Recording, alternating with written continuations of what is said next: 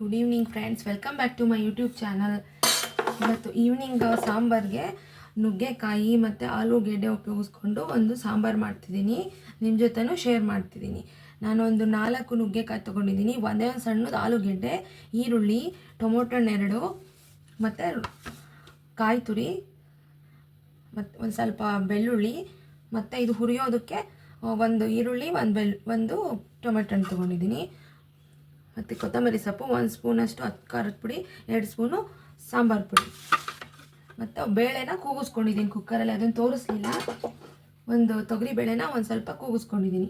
First ಈ 3 ಹುರಿತೀನಿ ಎಣ್ಣೆಲಿ, ಅವಾಗ ತುಂಬ ಚೆನ್ನಾಗಿರುತ್ತೆ ಟೇಸ್ಟು. 1 ಸ್ಪೂನಷ್ಟು ಎಣ್ಣೆ ಹಾಕ್ಕೊಂಡಿದ್ದೀನಿ. 1 ಈರುಳ್ಳಿ, 1 ಬೆಳ್ಳುಳ್ಳಿ ಗೆಡ್ಡೆ. ಈಗ ಹುರ್ಕೊಂಡು ಹಾಕಿದಾಗ ಸಾಂಬಾರು ತುಂಬ ರುಚಿಯಾಗಿ ಬರುತ್ತೆ.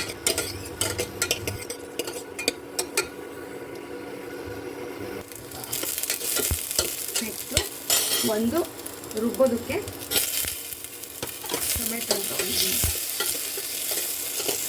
ಸ್ವಲ್ಪ ಜೀರಿಗೆನೂ ಹಾಕ್ತೀನಿ ನಾನು.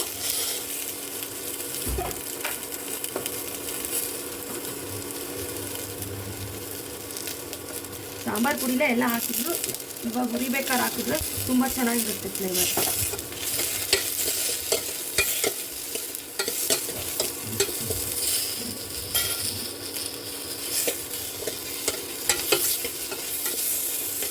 ನೆಕ್ಸ್ಟು ಕಾಯಿ ತುರಿ ಅಂದರೆ ಪೀಸ್ ಮಾಡ್ಕೊಂಡಿದ್ದೀನಿ.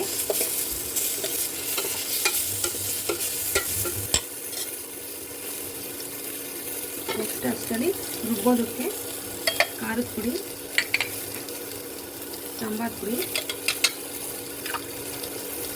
ಕೊತ್ತಂಬರಿ ಸೊಪ್ಪು ಇದು ಹಾಕೊಂಡ್ಮೇಲೆ ಇದನ್ನು ಹಾಕ್ಕೊಂಡು ರುಬ್ಬಬೇಕು. ಇದಾಗಿದೆ, ಇದು ಹಾಕೊಂಡ್ಮೇಲೆ ರುಬ್ಕೋಬೇಕು ಸಾಂಬಾರಿಗೆ. ನೆಕ್ಸ್ಟು ಇವಾಗ ನಾನು ಇದನ್ನೆಲ್ಲ ನೆಕ್ಸ್ಟ್ ಒಂದೇ 1 ಸ್ಪೂನಷ್ಟು ಆಯಿಲ್ ಹಾಕ್ಕೊಂಡಿದ್ದೀನಿ. ಇವಾಗ ಮತ್ತೆ ಈರುಳ್ಳಿ, ಕುಕ್ಕರ್ಗೆ ಎಲ್ಲ ಹಾಕಿ ಮಾಡ್ಬೋದು ಒಂದೇ ಸಲ, ಬಟ್ ಈ ಥರ ಮಾಡಿದ್ರೆ ತುಂಬ ಚೆನ್ನಾಗಿರುತ್ತೆ ಸಾಂಬಾರು. ಒಂದು ಸ್ವಲ್ಪ ಲೇಟ್ ಆಗುತ್ತೆ ಅಷ್ಟೇ. ಈರುಳ್ಳಿ ಎಲ್ಲ ಬಾಡಾದ್ಮೇಲೆ ನುಗ್ಗೆಕಾಯಿ ಎಲ್ಲ ಹೀಗೆ ಫ್ರೈ ಮಾಡ್ಕೋಬೇಕು. ನೆಕ್ಸ್ಟ್ ಇವಾಗ ನುಗ್ಗೆಕಾಯಿ, ಆಲೂಗೆಡ್ಡೆ ಎರಡೂ ಹೀಗೆ ಉರಿಬೇಕು ಸ್ವಲ್ಪ ಚೆನ್ನಾಗಿ.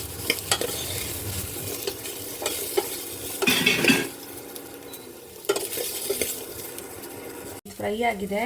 ಇವಾಗ ನೀರು ಹಾಕ್ತೀನಿ, ಬೇಯೋಷ್ಟು ನೀರು ಹಾಕ್ತೀನಿ.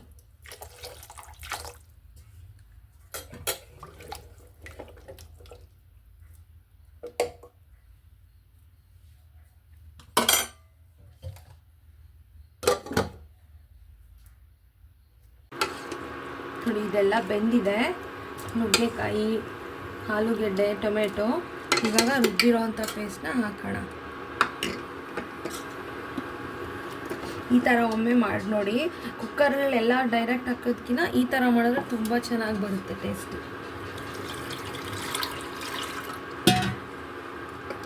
ನೀರು ಎಷ್ಟು ಬೇಕೋ ನೀರು ಒಂದು ಸ್ವಲ್ಪ ಆ್ಯಡ್ ಮಾಡ್ಕೊತೀನಿ ನಾನು.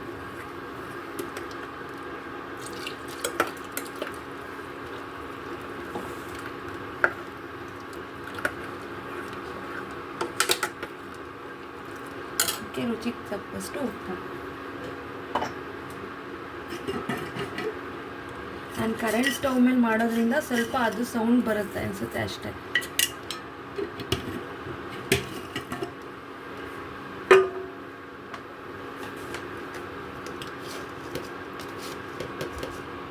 ಚಿಟಕಿ ಬೆಲ್ಲ.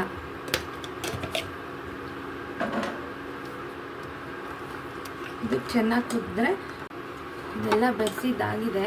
ಇದಕ್ಕೆ ಲಾಸ್ಟ್ಗೆ ಒಗ್ಗರಣೆ ಕೊಟ್ಕೋಬೇಕು. ಇದಕ್ಕೆ ಮುದ್ದೆ ತುಂಬ ಚೆನ್ನಾಗಿರುತ್ತೆ ಕಾಂಬಿನೇಷನ್ನು. ಸೀಸನಲ್ಲಿ ಸಿಗೋಂಥ ಎಲ್ಲ ತರಕಾರಿಗಳನ್ನು ತಿನ್ನಬೇಕು. ನಾನು ಇದನ್ನು ಬೇಳೆ ಹಾಕ್ತಲೇ ಮಾಡಿದ್ದೀನಿ.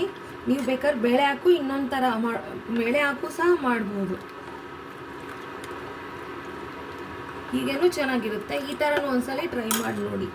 Thank you for watching my channel. ಲಾಸ್ಟ್ಗೆ ಇದಕ್ಕೆ ಒಗ್ಗರಣೆ ಹಾಕ್ಕೊಳ್ಳೋಣ. ಇದು ಒಂದು ಕುದಿಬೇಕು ನೋಡಿ. ಸಾಂಬಾರೆಲ್ಲ ಮಳ್ಳಾಗಿದೆ. ಇವಾಗ ಒಗ್ಗರಣೆ ಹಾಕ್ಕೊಳ್ಳೋಣ.